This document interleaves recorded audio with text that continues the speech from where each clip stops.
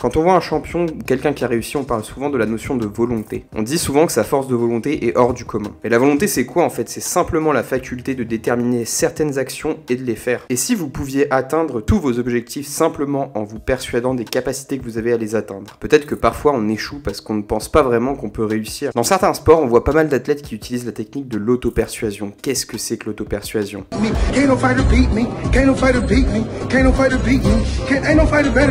L'auto-persuasion, en fait, c'est une méthode qui a été développée à la fin du 19e siècle par le psychologue et pharmacien Émile Coué. Concrètement, avant chaque épreuve, comme par exemple un concours, un examen, un combat ou n'importe quelle autre épreuve sportive, il s'agit de se répéter des phrases positives comme j'en suis capable, je vais y arriver, je vais réussir, je vais gagner.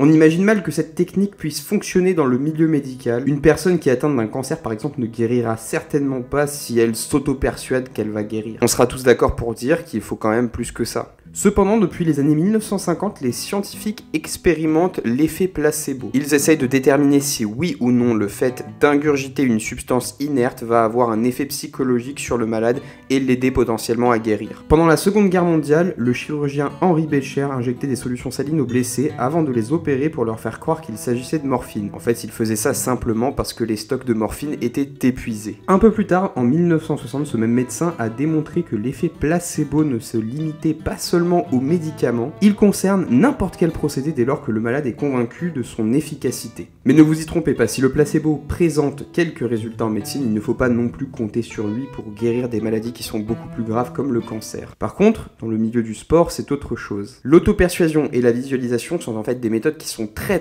souvent employées dans le milieu du sport. Si l'on observe les entraînements de Floyd Mayweather, on peut voir qu'il utilise énormément cette technique d'auto-persuasion. Dedication, hard work, dedication, hard work, one man army, one man army.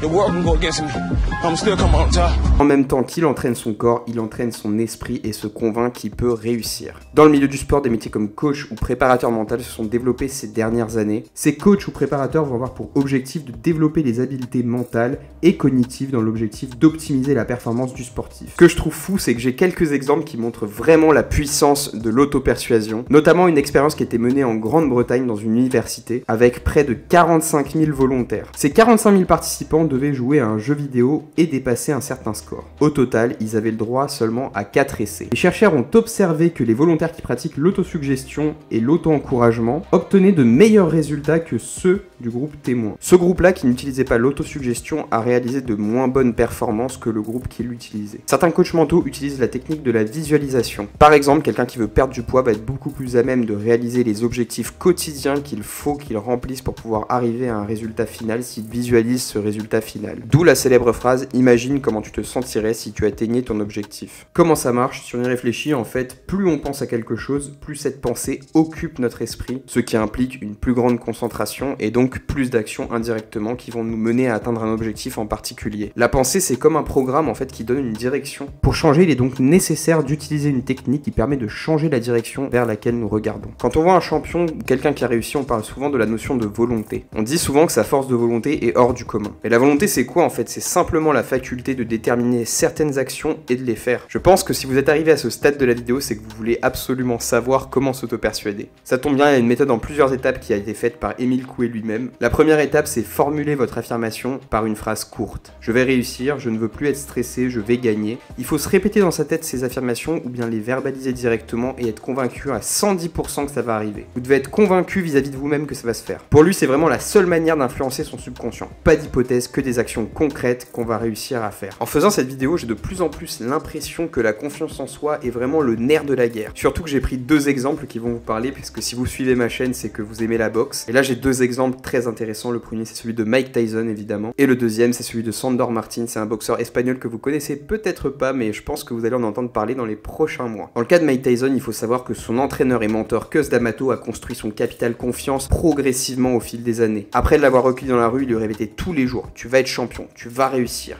tu vas être champion du monde à 20 ans. Il fixait donc un objectif très lointain qui pour Mike Tyson paraissait inatteignable, mais au final le ponctuait d'actions au quotidien. Pour ça, il venait dans la chambre de Mike Tyson, il lui mettait un réveil et il l'obligeait à se lever de bonne heure pour aller courir. Mike Tyson débute la boxe à 12-13 ans et en 1986, il devient champion du monde des poids lourds en battant Trevor Berbick. Et il n'est pas arrivé là simplement par ses capacités physiques et techniques, non, loin de là. Il est arrivé là aussi parce qu'il avait un capital confiance qui était incroyable et qui a été construit petit à petit par son entraîneur et mentor, Cus D'Amato. Pour Sandor Martin, c'est un petit peu la même chose. Le 17 octobre dernier, il affrontait Mikey Garcia. Pour remettre un petit peu les choses dans le contexte, Sandor Martin, c'est pas non plus un boxeur très connu. Il a fait quelques combats à l'international, mais c'est pas un boxeur de catégorie mondiale. Et le 17 octobre dernier, il a eu un gros client puisqu'il affrontait Mikey Garcia, qui lui, par contre, est multiple champion du monde. Autant dire que sur le papier, on lui donnait même pas 30% de chance de gagner. Pourtant, lui était convaincu qu'il allait gagner. Il a fait une vidéo en espagnol où il explique qu'en arrivant aux États-Unis, personne le donnait gagnant. Vraiment personne. Pourtant, lui, il répétait tout le temps qu'il était confiant, qu'il allait gagner, etc. Je pense qu'il faut pas le voir comme un abus de confiance. Dans ce sport-là, si t'es pas persuadé que tu vas gagner, tu perds. Ton mental, il peut jamais défaillir. Si tu penses que tu vas perdre, alors tu vas perdre. Ce jour-là, Sandor Martin a gagné le combat de sa vie et en plus de ça, il a prouvé à tout le monde que la boxe, c'est pas un sport où on peut prédire le résultat à chaque fois. Et on peut penser ce qu'on veut, mais moi je pense que s'il a gagné ce combat de cette manière-là, c'est simplement parce qu'il avait tellement confiance en lui qu'il n'imaginait pas de perdre. En tout cas, je sais pas si toi tu pratiques l'auto-persuasion, si c'est le cas, mets-le moi en commentaire, mais moi j'ai bien envie de tester. Si vous avez aimé la vidéo, je vous invite à vous abonner à la chaîne, à liker la vidéo, comme ça je sais dans quel sens je vais. Vous pouvez aller voir aussi toutes les autres vidéos qui sont sur la chaîne, et moi je vous dis à la semaine prochaine, ciao ciao.